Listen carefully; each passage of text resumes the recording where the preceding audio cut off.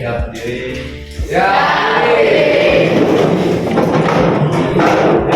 Salam dari guru. Selamat pagi anak-anak, silakan duduk kembali. Pertama 5. Fahmi, Ayo Bu. Ika, Ojang, Bu. Oke, hari ini kita akan belajar tentang konsep dasar ilmu ekonomi. Apa sih yang ada di benak kalian tentang ilmu ekonomi? Ya, terus apa lagi? Perdagangan. Ada lagi? Ya. Oke, boleh next. Oke, konsep dasar ilmu ekonomi. Kita bersama-sama mempelajari tentang ilmu ekonomi. Gimana sih ilmu ekonomi itu? Apa saja pengertiannya? Ilmu ekonomi, kelihatan ya?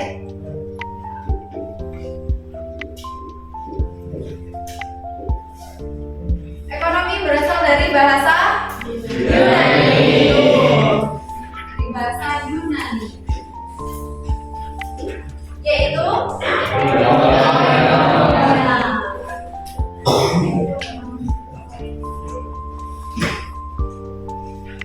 ekonomi ya terdiri dari dua kata. Yang pertama, yang kedua, oikos artinya dan nomos artinya. Ekonomi terdiri dari dua kata yaitu oikos dan nomos. Oikos artinya keluarga atau rumah tangga, sedangkan nomos adalah peraturan atau sehingga ekonomi bisa diartikan sebagai aturan rumah tangga yang baik atau ekonomi juga bisa dikatakan sebagai aturan masyarakat sebagai hukum kodrat yang menetapkan rumah tangga yang baik. Itulah ekonomi berasal dari bahasa Yunani yaitu oikonomia. Ingat ya, ini ada soal, silahkan kalian kerjakan dan perhatikan baik-baik. Oke, selanjutnya pengertian ilmu ekonomi menurut para ahli, karena ekonomi sudah sejak lama, makanya para ahli juga merumuskan bagaimana pengertian menurut para ahli. Oke, yang pertama adalah Adam Smith. Adam Smith adalah bapak ekonomi. Iya, betul sekali. Bapak ilmu ekonomi yang menyatakan bahwa ekonomi adalah penyelidikan tentang keadaan sebab dan adanya kekayaan negara. Selanjutnya ada lagi nih, menurut para ahli yang kedua yaitu siapa? Yang menyatakan bahwa siapa yang ingin membacakan? Ya, silakan. Ilmu ekonomi menurut Richard Gillespie menyatakan bahwa ilmu ekonomi adalah ilmu yang mempelajari pemanfaatan sumber daya yang langka untuk memenuhi keinginan manusia yang tidak terbatas. Iya, betul. Dia menyatakan bahwa ilmu ekonomi adalah ilmu yang mempelajari pemanfaatan sumber daya yang langka untuk memenuhi keinginan manusia yang tak terbatas. Atau inti masalah ilmu ekonomi adalah kelambanan. Maka muncul karena adanya apa? Keinginan yang tak terbatas. Betul sekali, keinginan yang tak terbatas. Sedangkan alat pemuas yang terbatas. Dari itu ilmu ekonomi mempelajari semua ini. Kita akan bahas. Oke, yang pertama jenis-jenis kebutuhan berdasarkan intensitasnya ada apa saja? Selanjutnya jenis kebutuhan berdasarkan subjeknya ada apa saja? Terus selanjutnya yang ketiga, jenis kebutuhan berdasarkan waktunya. Ya, selanjutnya jenis kebutuhan berdasarkan sifatnya. Oke, yang selanjutnya berdasarkan sumbernya ada. Waktunya ada apa saja tadi? Kalau sekarang berarti kebutuhan yang harus dipenuhi oleh saat ini juga. Good. Next lagi. Nah, sekarang adalah berdasarkan alat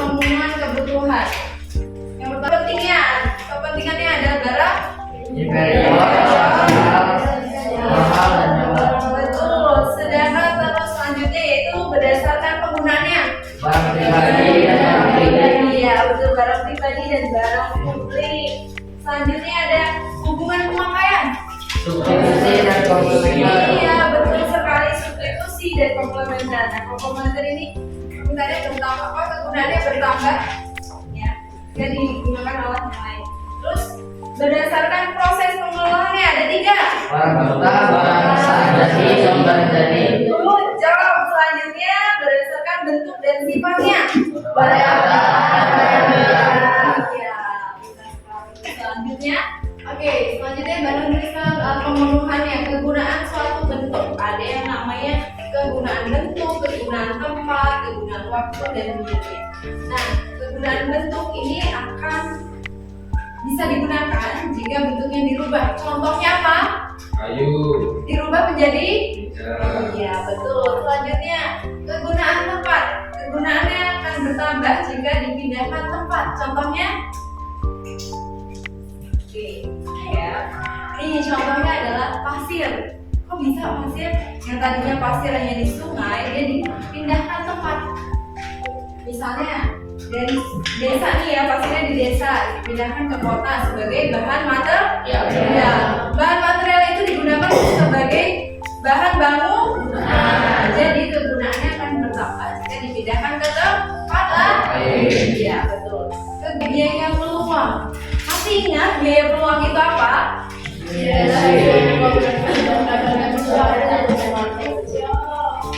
peluang adalah segala sesuatu yang dikorbankan untuk mendapatkan. Next, selanjutnya literasi keuangan. Siapa yang membaca literasi keuangan? Ya, silakan. Literasi keuangan. Literasi keuangan adalah kemampuan mengelola keuangan. Literasi keuangan juga disebut sebagai pengetahuan dan percakapan untuk mengaplikasikan pemahaman tentang konsep, risiko, dan keterampilan dalam konteks finansial. Jadi literasi keuangan adalah kemampuan mengelola keuangan. Gimana cara kalian mengelola keuangan? Di sini disambungin tiap hari. Ada yang per hari, ada yang per minggu, ada yang per bulan. Nah, oleh karena itu dengan literasi keuangan diharapkan kalian mampu nih mengelola keuangan dengan baik. Yang tadinya uang sakunya dijatah nih seminggu, berarti hari seminggu itu harus dikelola dengan baik. Oke, next selanjutnya. Nah, skala prioritas. Dengan adanya banyak sekali pilihan dan kebutuhan, kalian juga tentunya harus menentukan skala prioritas. Skala prioritas adalah ukuran kebutuhan yang tersusun berdasarkan tingkat kepentingan. Ada prioritas 1, 2, dan 3. Ya, kalian mampu tuh memilih prioritas mana sih yang harus saya prioritaskan lebih dahulu. Next. Oke, selanjutnya yaitu pembagian ilmu ekonomi. Ada yang mau berbicara tentang ekonomi deskriptif? Silakan. Apa sih ekonomi deskriptif? Boleh, silakan. Berdiri juga boleh biar teman-teman yang mendengar. Ya. Ilmu ekonomi deskriptif merupakan analisis ekonomi yang menggambarkan kondisi sebenarnya berdasarkan kondisi fakta dalam ekonomi. Ya, betul. Boleh tepuk tangan. Betul sekali. Selanjutnya yang ekonomi terapan. Oke, silakan. Ekonomi terapan adalah cabang ilmu ekonomi yang mengembangkan tentang pendalaman teori ekonomi di kehidupan sehari-hari. Oke, tepuk tangan buat kalian semua.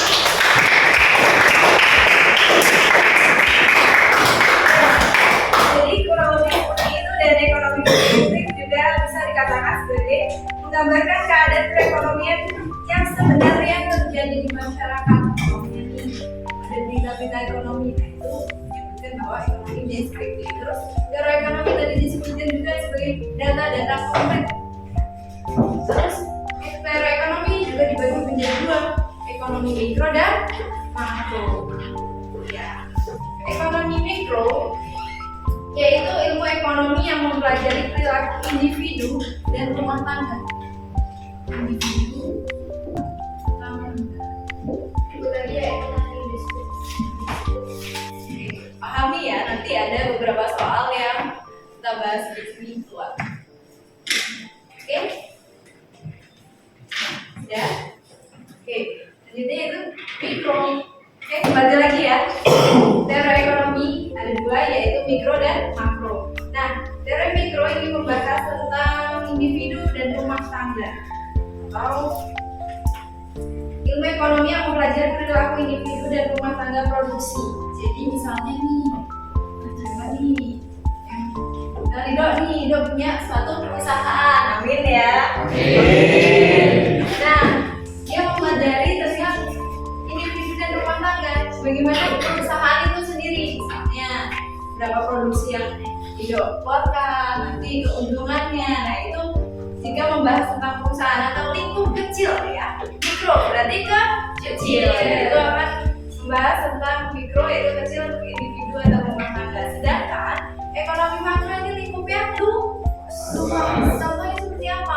Contohnya pendapatan nasional yang berhubungan dengan negara, kebijakannya, dan lain sebagainya. Itu masuk ke dalam makro. Ingat ya, kalau perusahaan berarti dia masuk ekonomi apa? Perusahaan. Iya, mikro karena individu ya sendiri. Terus kalau berhubungan dengan negara, iya betul sekali makro. Oke, bisa dipahami? Selanjutnya, yang ketiga ada yang namanya ekonomi terapan. Ini sudah dikatakan oleh temannya. Atau ekonomi terapan ini juga termasuk dalam arena kebijakan pengambilan keputusan untuk memecahkan masalah berdasarkan kerugian medis. Oke, itu saja materi yang dapat disampaikan. Nanti kita akan melanjutkan dengan tugas atau evaluasinya. Sudah, apa ada yang mau ditanyakan lagi? Oke, cukup. Kita akan bahas tugas. Perhatiannya, silakan kalian mengerjakan LKPD yang sudah dibagikan. Yang lengkap di grup kita nanti perwakilan kelompok maju. Pastikannya, boleh? Ya. Yang kedua, silakan kalian kerjakan dengan teman sebelumnya. Jadi kalau sudah kumpulkan. Terima kasih. Terima kasih. Ada kesulitan tidak?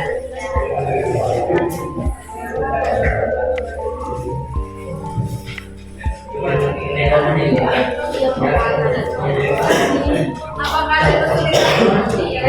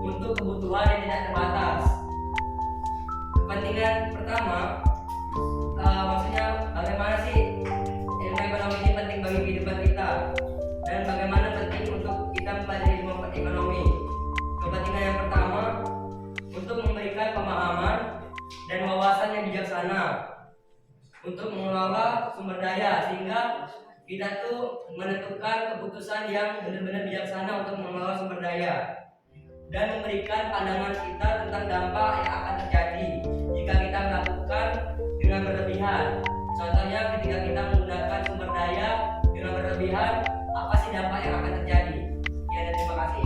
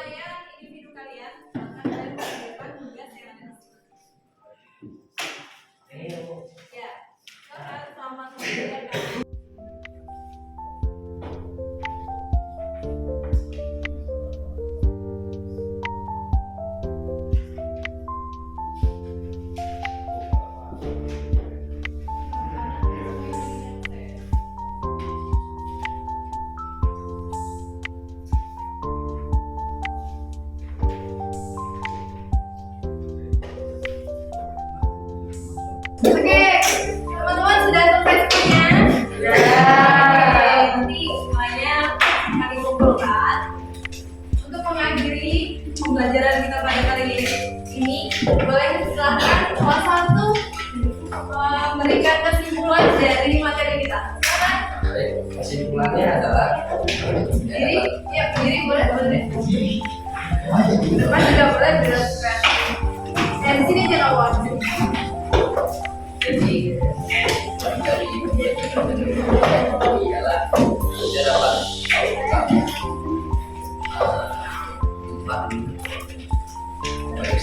Tuhan manusia dan beberapa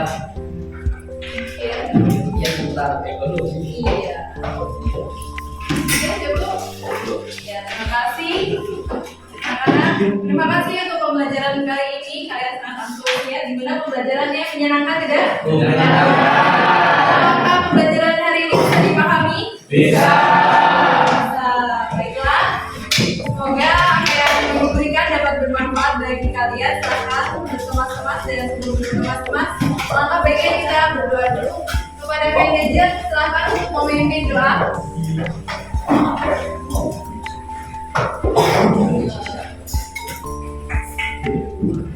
Kita berdoa. Terima kasih ini kami sudah diberi pembelajaran yang baik. Semoga kami bisa mengerti dan apa yang kita pelajari. Allah sudah. Oke, silahkan dikumpulkan di pojok yang KPD tadi.